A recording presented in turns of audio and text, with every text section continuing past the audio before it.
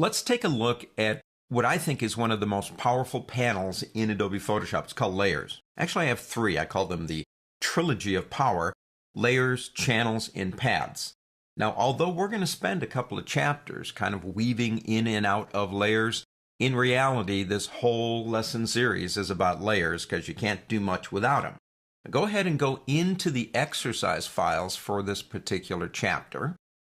And once you get there, open up Layers panel. Let's just take a walk around the Layers panel. I am in the Essentials workspace. I'm going to move it over here so we can see it. Get a nice, good look at this amazing panel. Let's make that a little bit bigger. The Layers panel has evolved through Photoshop. As a matter of fact, believe it or not, it's almost hard for me to remember this. There was a time where Photoshop did not have layers. Now, those were dark, dark times, I want to tell you. But then when they came out with layers, they gave us a maximum of 100. And I can't tell you how many times when I was working on something like maybe an animation sequence where I actually needed more than 100 layers. But they've solved that. We now have something like 8,000 layers at last count. So you've got more layers than you would ever want to use. And that's an interesting thing, because sometimes people ask me the question, kind of like, why did Adobe do that? I mean, who's going to use 8,000 layers?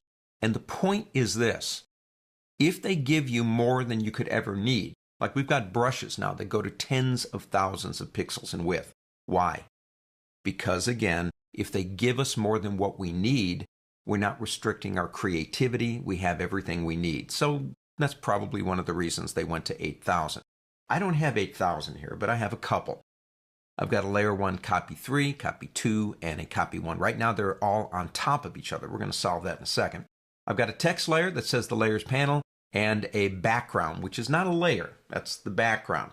Let's start at the top and work our way down.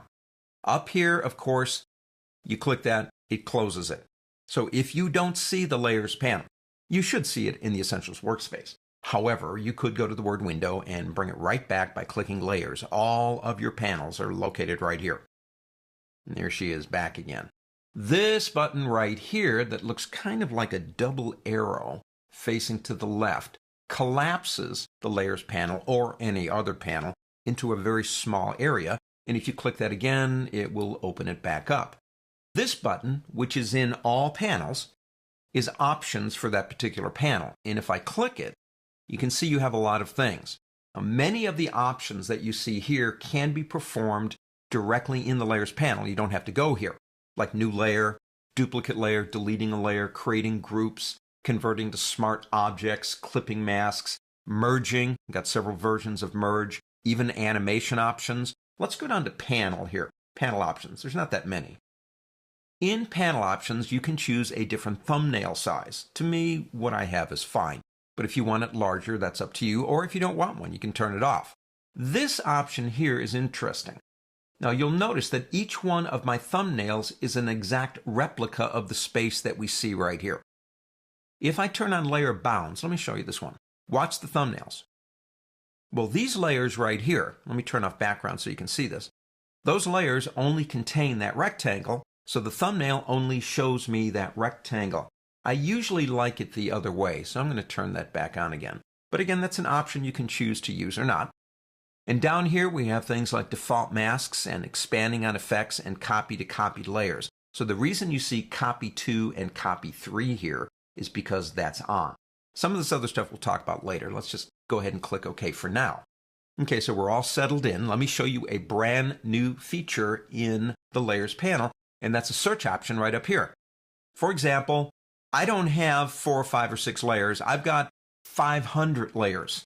I'm working and working and working, and I've got all this stuff going on, and I say to myself, I need to find the layer named whatever that name is. We'll use background as an example. So we go to kind, and you can see name, effect, mode, attribute, or color. If we go into name, I can actually start typing in the word background, and all layers that begin with the letter B will then show up. And when that first came out in the 6 beta, I kind of wondered really how important searching layers would be, but I found it very valuable. Now we can turn it off right here, and that turns off all of it if you want to turn it back off. Or let's go back up here to kind, because you have these options here now. For example, show me all layers that have an effect on them. We don't have any, but we do have a type layer. Oh, Andy, I've got about 15 type layers, and I want to get to them really quick, and I can click that button, and all my type layers will be displayed. You've got all these different options. You can turn it on and off anytime you want to. Let's go ahead and select a layer here. That's layer 3. Let's pick up our Move tool and start playing around over here too. If I decide to move it, the only thing that moves, obviously, is the selected layer. Let's go to layer 1, and let's go ahead and pull that out too. Layers are fundamentally different than they are in the real world. Now, like me, you may have started out in things like oils and watercolors, and I did when I was really young, 9, 10 years old. When I work on an oil painting, I layer my oils. But once those dry, the party's over. They're locked together like one huge group. Layers in Photoshop are like thin pieces of acetate, and each piece can be painted on, but even after, in a sense, the paint dries, we still have total control over what's going on. Now, let's look at some of these options down here.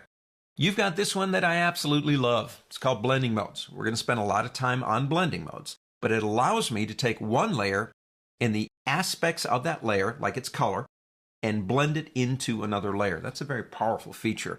I used to teach an entire semester course at university just on that one button. Opacity probably speaks for itself in terms of if I click this button, this is one way of about 4 you can do this, and I drag it this way, I can change the opacity of the active layer. No great news there, I'm sure. I can come up here and type a number in. I want 90, I want 80. I can use my up and down arrow keys to go 1 percentage point out of 100 at a time, or I can hold the Shift key down with the up and down arrow keys and go 10 at a time. There's a lot of different ways we can access this information and change it. And incidentally, anytime, any place in Photoshop that you see something like this with a number that you can change, you can probably use any of those things I just told you about. Now down here we have a locking mechanism. The locking mechanism for layer 1 right now, if I click this one, that means lock transparent pixels. Let me demonstrate that to you. I'm going to leave it off for now. I'm going to come over here and pick up my paintbrush tool, and I'm going to come over here and begin painting. Now the reason it looks like it looks is because I am painting in one layer that's below those other two. But I don't want to do that, really. That's kind of dumb. I'm going to press Command Z, undo, which I love. I wish life had an undo button. Now I'm going to turn that on. Now watch what happens. No paint anywhere until I come into contact with something in that layer that has already been painted. Lock transparent pixels. Let me go ahead and undo that. Let's get back up here, turn that off. This one is locked from painting altogether. Don't mess with my layer. I got it just the way I want it. Don't change it. This one prevents you from moving it. So you could say don't move, don't paint. Or don't move and lock transparent pixels. You got your choice here. And this one is, I don't want you to touch anything. Lock everything down. No moving, no painting, no blending modes, no nothing. It's up to you. This last fill, which has been there for a while, is kind of interesting because it does something different than opacity, but not yet. Because if I go to opacity again, just to demo this, and come back again, and then we come to this one and do the same thing, doesn't really look any different, does it? Just does the same thing. It will do something different if you apply a layer effect to that, and we'll get into that later. Down here we have all our layers, but below them are our last set of buttons.